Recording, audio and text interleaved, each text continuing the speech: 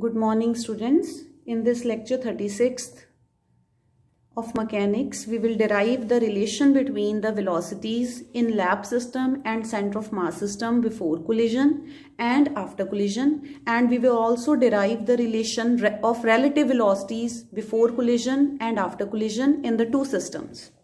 So, yesterday we have derived one relation, and the relation was V1 dash it is equal to U1 dash and V2 dash it is equal to U2 dash. Now this is the velocity after collision in center of mass system. This is velocity of incident particle before collision in center of mass system. This is velocity of target particle after collision in center of mass system. This is the velocity of target particle before collision in center of mass system. And now we will derive the relation of these velocities with the velocities of lap system. How? See, this V1 dash it is equal to U1 dash, and this U1 dash it is related to U1 by this expression.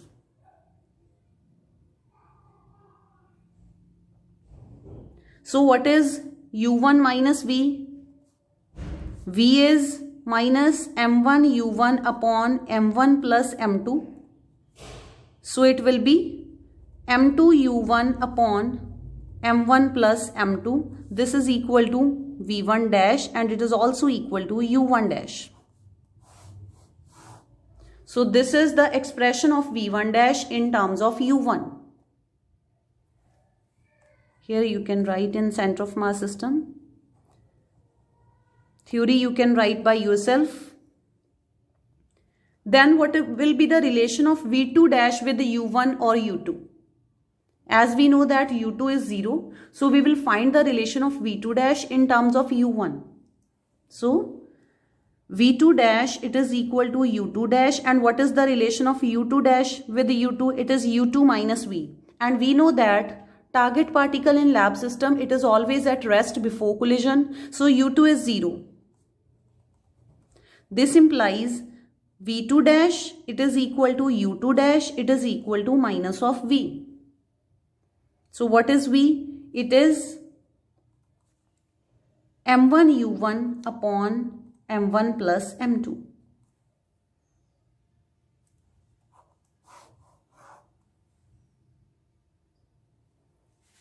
And here, as we are using Galilean transformation, so we will also mention the direction.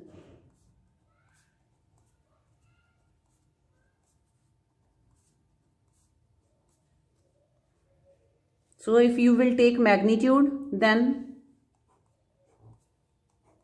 this will be equal to here magnitude. So this will be the expression. Similarly here, as we are using Galilean transformation, so it will be for the vector quantities. And when you will take the magnitude, and it will be, while taking magnitude, it will be V2 dash. It is equal to U2 dash. It is equal to magnitude of minus V vector. It is equal to m1 u1 upon m1 plus m2.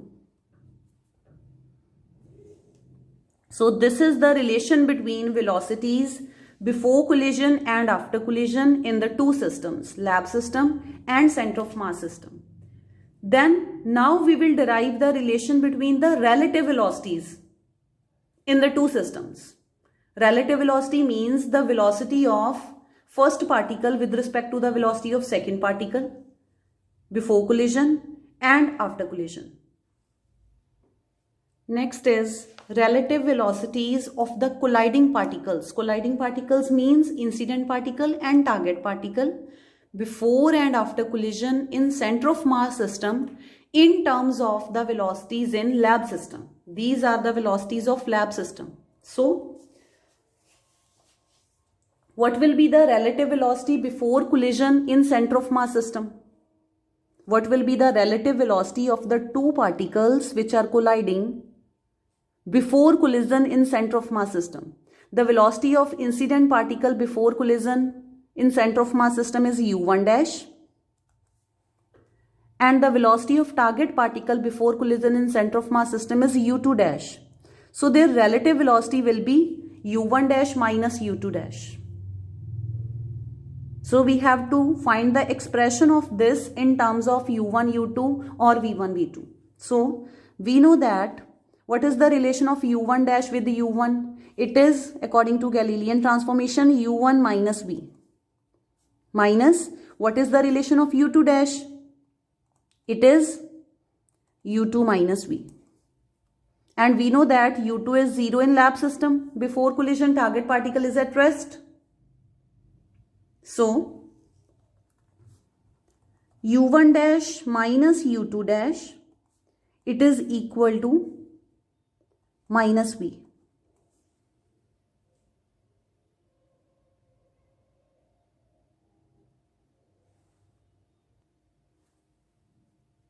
So we have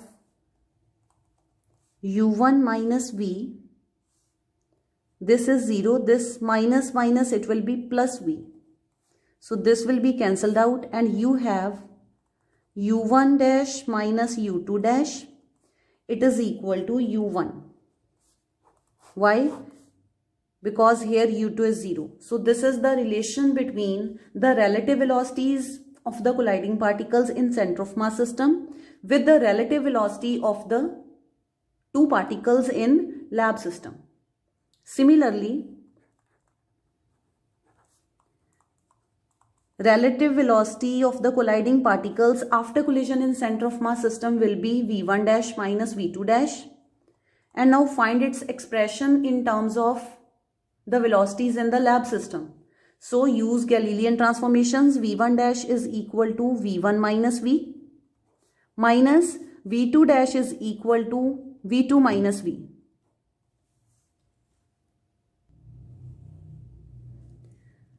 Now solve the right hand side. v1 minus v minus v2 plus v. This is cancelled out. So we have relative velocity of the colliding particles after collision in center of mass system. It is equal to the relative velocity of the colliding particles in lab system after collision.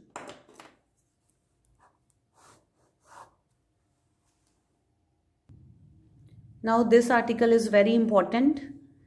We have to derive the relation between scattering angles of center of mass frame and lab frame.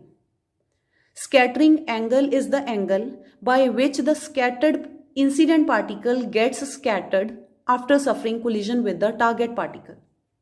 And we know that in lab frame, incident particle after colliding with the target particle gets scattered by an angle alpha with the x-axis, and in center of mass frame, the incident particle after suffering collision with the target particle gets scattered by an angle theta with the x-axis. So now we have to find the relation between alpha and theta. So first of all, in lab frame, the origin of the lab frame, it matches with the origin of the coordinate system. So suppose this is our coordinate system, x, y, with O as origin. This is lab frame. In lab frame, the collision takes place at the origin. Means here the target part in lab frame, the target particle is it is at this point, and the incident particle, it will approach this target particle from this direction. And at the origin of the coordinate system, the collision will take place, and this incident particle, it will be scattered in this direction by making an angle, scattering angle alpha with x-axis. And before collision, this is the particle, incident particle, having mass m1 and velocity u1 before collision. Here we will have the target particle with initial velocity before collision equal to 0 in lab frame. And when this particle, it will approach this target particle here, the collision will take place, and now this particle, it will be scattered in this direction. and after collision the velocity will be v1. And in center of mass frame, now view this collision from the center of mass frame. In center of mass frame, the collision takes place at the center of the mass. And here in a lab frame, this origin is stationary. This coordinate system is stationary. But in center of mass frame, center of mass, which is the origin of the coordinate system of center of mass frame, it moves with the constant velocity v. So, in center of mass frame, suppose this is the center of mass and this center of mass is moving with velocity v along positive x-axis. And the collision of the two particles, this incident particle and the target particle, which will approach this center of mass from this direction, and the collision will take place at the center of the mass. So here the collision will take place, and after collision this incident particle, it will move in this direction. And in center of mass system, the velocity of this incident particle before collision will be u1 dash. This is in center of mass frame and this is the velocity in lab frame. Again, this is the velocity in lab frame, and v1 dash will be the velocity of this scattered particle in center of mass frame after collision. And the angle of scattering is theta. And these are the two scattering angles in center of mass frame and in lab frame. And now we have to derive the relation between the two. So, resolve the components. Resolve the components of, because these are vector quantities, so they will have components along x-axis and y-axis. So resolve the components of velocities v1 vector and v1 dash vector along x-axis and y-axis respectively. So first we will resolve the components along x-axis, means we will find the components of v1 vector along x-axis and y-axis.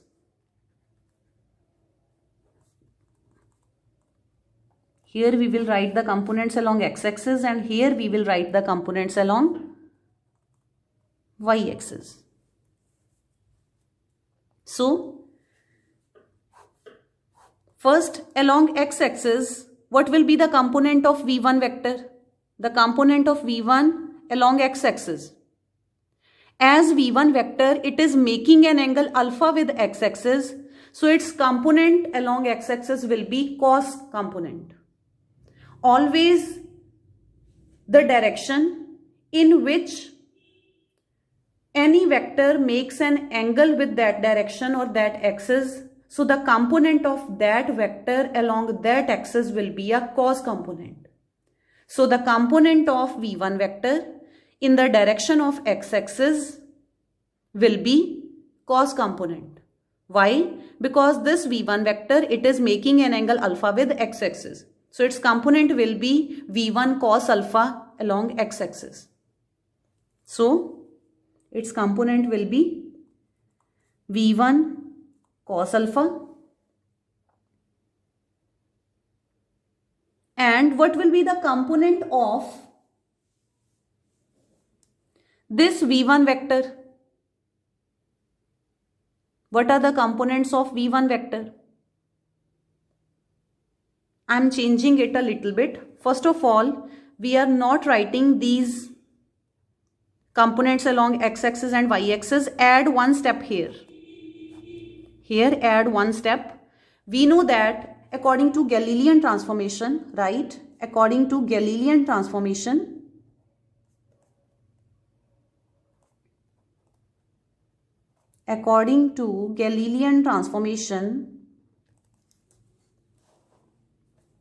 what is the relation between v1 dash and v? It is v1 dash, it is equal to v1 minus v. Now write the components. What is the value of V1 vector? Suppose you have R vector. What will be its components? It will be xi cap plus yj cap.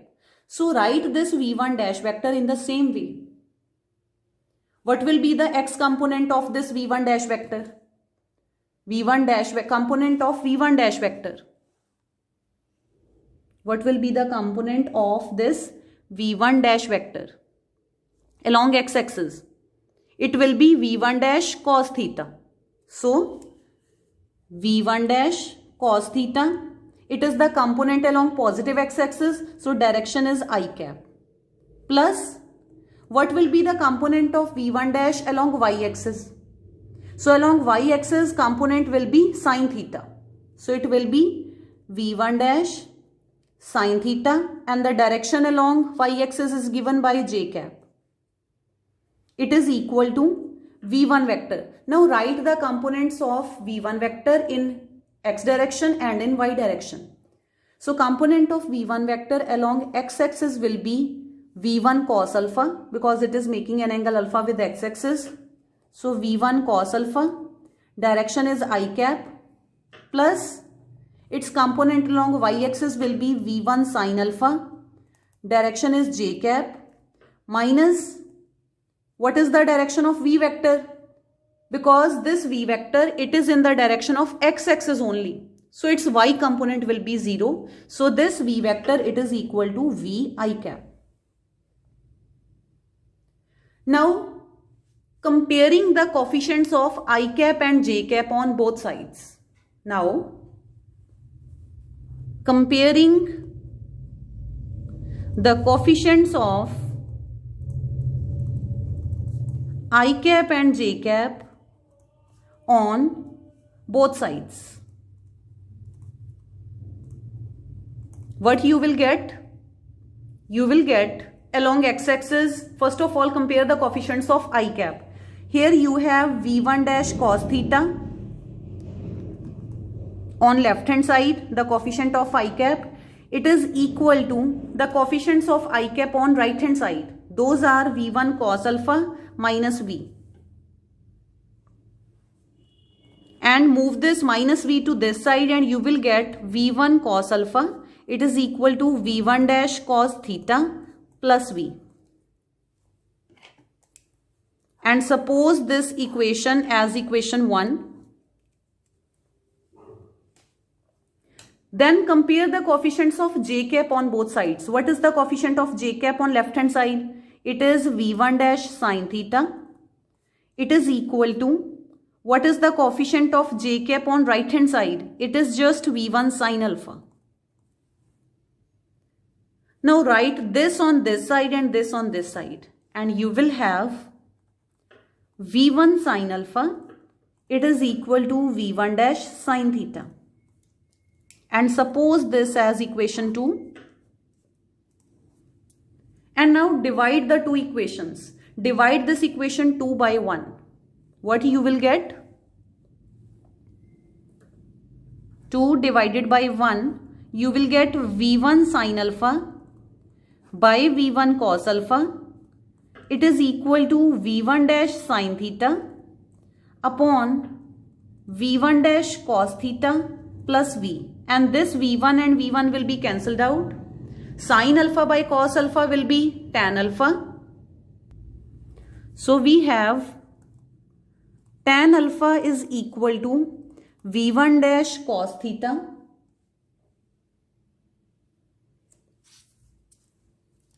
V1 dash sin theta.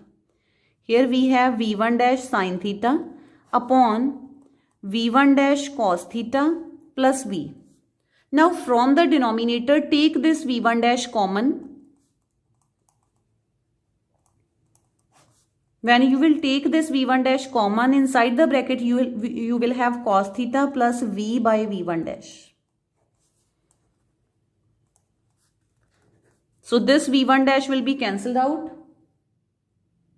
And we have this tan alpha. It is equal to sin theta upon cos theta. We are deriving the relation between alpha and theta. So this is one of the expression of the relation between alpha and theta, which are the scattering angles in the two systems. But now find the value of this V by V1 dash. Find the value of V by V1 dash. We know that this V, it is equal to magnitude of V vector. And what is the magnitude of V vector? It is equal to, magnitude of V vector is m1 u1 upon m1 plus m2. We have derived in the previous articles. And what is the value of V1 dash, magnitude of V1 dash? Magnitude of V1 dash, it is equal to magnitude of U1 dash. And what is the magnitude of U1 dash? It is m2 u1. We have derived this, m2 u1 upon m1 plus m2. Now we have to find the value of V by V1 dash. So divide these two equations. And you will get, divide these two, you will get V by V1 dash. It is equal to m1 u1 upon m1 plus m2 divided by m2 u1 upon m1 plus m2. So this will be cancelled out, u1 and u1 will be cancelled out, and you have m1 by m2. This implies that V by V1 dash, it is equal to m1 by m2. So now put this value in equation third. So put this value in equation third and you will get tan alpha is equal to sin theta upon cos theta plus m1 by m2. So this is the relation between the scattering angle in lab frame and the scattering angle in center of mass frame. For numericals, you have to learn this expression and you have to write here theoretically that this is the relation between scattering angle alpha in lab frame and the scattering angle theta in center of mass frame. Now it has some special cases. What will be the special cases? They will depend upon the masses of the two particles. M1 is the mass of incident particle, M2 is the mass of target particle. So, first case will be when the two masses are equal, when M1 is equal to M2, means mass of incident particle is same as that of mass of target particle. You have to write it here theoretically. So you can write it by yourself. So when the mass of the two particles is same, suppose it is equal to M, put this value in equation fourth. So equation fourth will become tan alpha, it is equal to sin theta upon cos theta. Here m by m will be 1. So use the expressions. Sin theta is trigonometric expressions. Sin theta, you can write it as 2 sin theta by 2, cos theta by 2.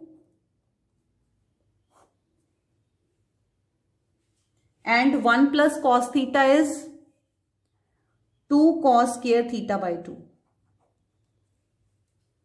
2 cos square theta by 2. So this 2 and 2 will be cancelled out. 1 of cos theta, it will be cancelled out by 1 of cos theta by 2. So sin theta by 2 by cos theta by 2 is tan theta by 2. So tan alpha, it is equal to tan theta by 2.